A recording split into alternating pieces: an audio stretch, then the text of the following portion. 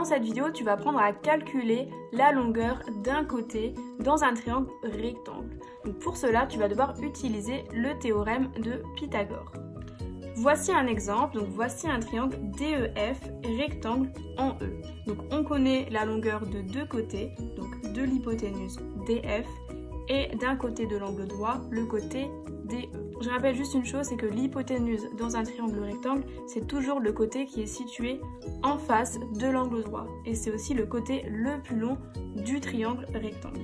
On va essayer de chercher la longueur du côté EF. Première étape, tu dois écrire que le triangle est bien rectangle, donc que tu peux appliquer le théorème de Pythagore. Cette phrase est importante, il faut l'écrire. C'est une partie de la rédaction de ton raisonnement.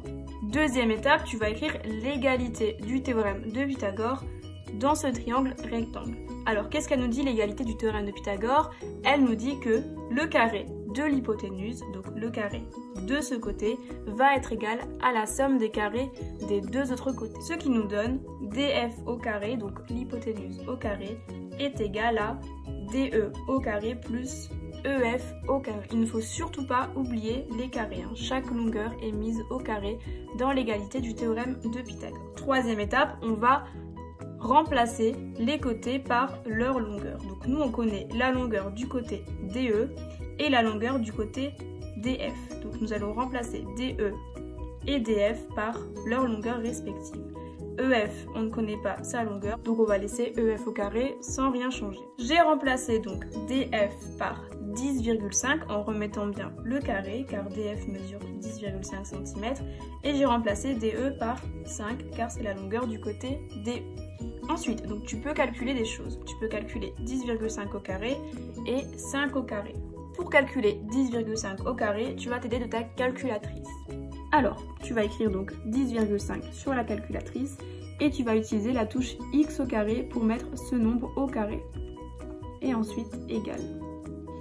Cela nous donne 110,25. Donc voilà, 10,5 au carré est égal à 110,25.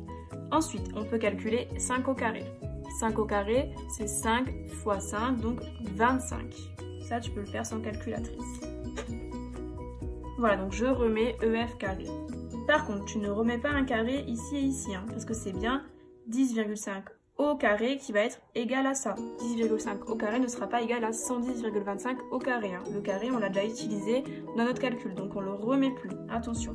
Ensuite, donc là on a EF carré plus 25 égale 110,25. Donc d'après toi, à quoi est égal EF carré? Eh bien en fait c'est une addition à trous.